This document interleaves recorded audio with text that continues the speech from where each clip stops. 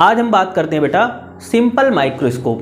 Simple microscope होता क्या है, इसके बारे में इसका रे डायग्राम समझेंगे। और ये टॉपिक जो है हमारे क्लास 12th बोर्ड एग्जाम के लिए फिजिक्स का बहुत ही ज़्यादा इंपॉर्टेंट टॉपिक है। टॉपिक इंपॉर्टेंट है इसलिए हम लोग डिटेल्स इसके बारे में जानकारी लेंगे, ठीक है, समझेंगे।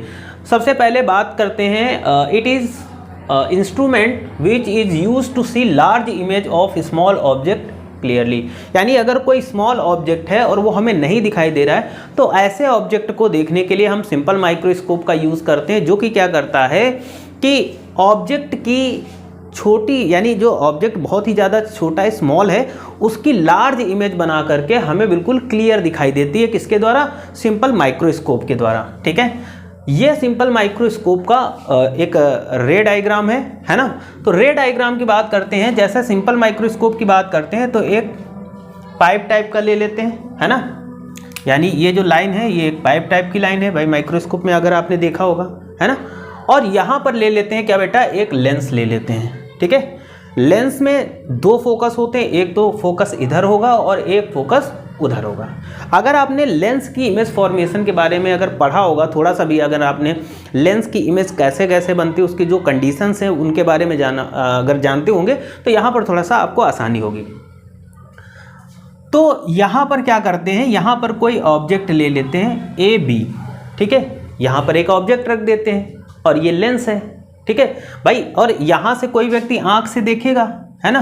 अगर हम किसी चीज़ को आँख से देख रहे हैं तो हम ऑब्जेक्ट इधर ही तो रखेंगे, लेंस के पीछे, है ना। यहाँ तो रख नहीं लेंगे, यहाँ रख लेंगे तो फ़ायदा क्या हुआ, है ना। तो लेंस के इधर साइड में हम रखेंगे और इधर से देखेंगे, ठीक है। तो हमने यहाँ पर एक ऑब्जेक्ट ले लिया बेटा, क्या ले लिया, ए बी ले लिया, ठीक। जैसा कि आपको पता है कि ये वाली जो रेज होती है, जैसे हमने ये ऑब्जेक्ट लिया, ये रेज जो होती है वो प्रिंसिपल एक्सिस के पैरेलल होगी, तो इसके पैरेलल जाएगी, ठीक। कहाँ जाएगी? ये जाएगी इधर, यहाँ जाएगी। और जैसे ही ये लेंस से होकर गुजरेगी, यानी लेंस के थ्रू पास होगी, तो ये यहाँ से बेंड होगी। और बेंड होने के बाद में ये जिस जगह से गुजरेगी ये होगा फोकस, ठीक। एक रेज जो होती है वो ऑप्टिकल सेंटर से जाती है, तो ये ऑप्टिकल सेंटर से जाएगी, ओके।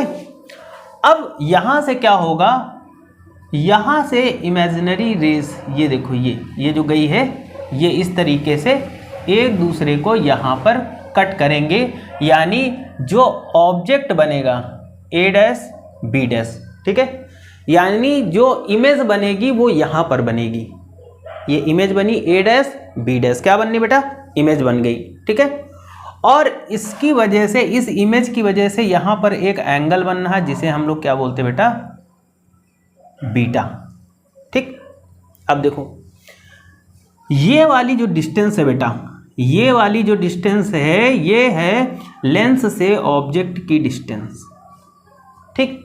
और ये वाली जो डिस्टेंस है यहाँ से जहाँ पर इमेज बन रही है, और ये लेंस, यानी लेंस की जो इमेज बन रही, इमेज से लेंस की डिस्टेंस d, मतलब ये वो डिस्टेंस है जिस डिस्टेंस पर हमें कोई ऑब्जेक्ट बिल्कुल क्लियर दिख रहा है, ठीक है।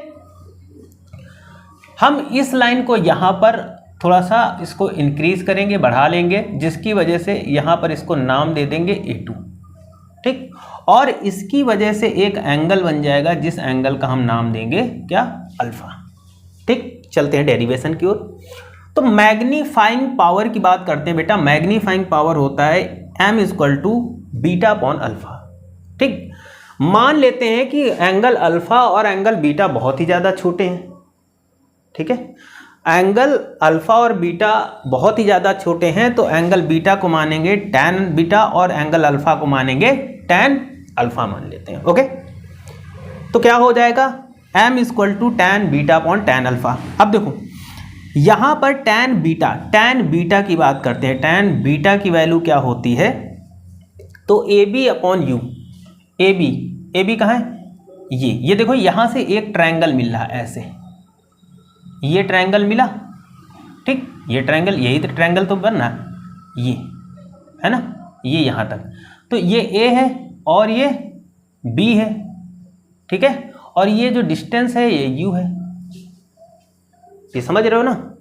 तो क्या हो जाएगा, AB अपॉन में U, ठीक।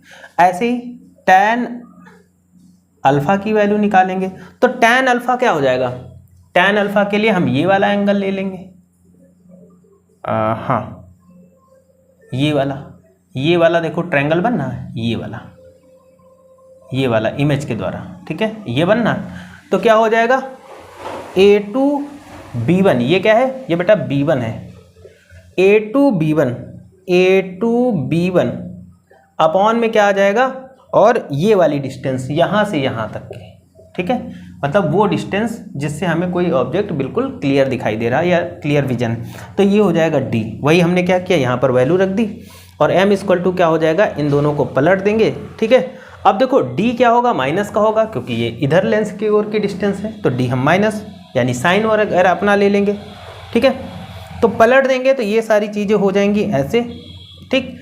और A2B1 की वैल्यू हम AB ले लेंगे, A2B1 की वैल्यू हम AB। अच्छा देखो ये माइनस का, चूँकि U इधर है लेंस के, तो ये क्या हो जाएगा, माइनस के साथ D भी माइनस का होगा, तो माइनस माइनस कैंसिलेट होगा। ये हमने इसकी वैल्यू क्या ले ली, A2B' की वैल्यू ले ली AB, तो यहाँ से ये दोनों कैंसिलेट हो जाएंगे, तो हमें मिल गया m इक्वल टू D/U।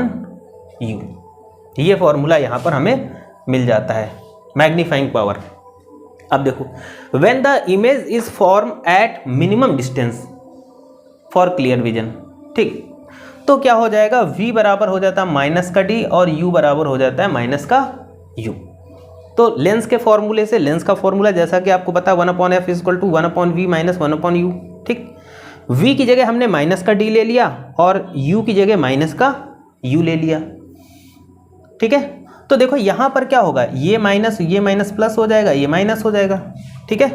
इतना समझ रहे हो ना, इतना समझ रहे हो।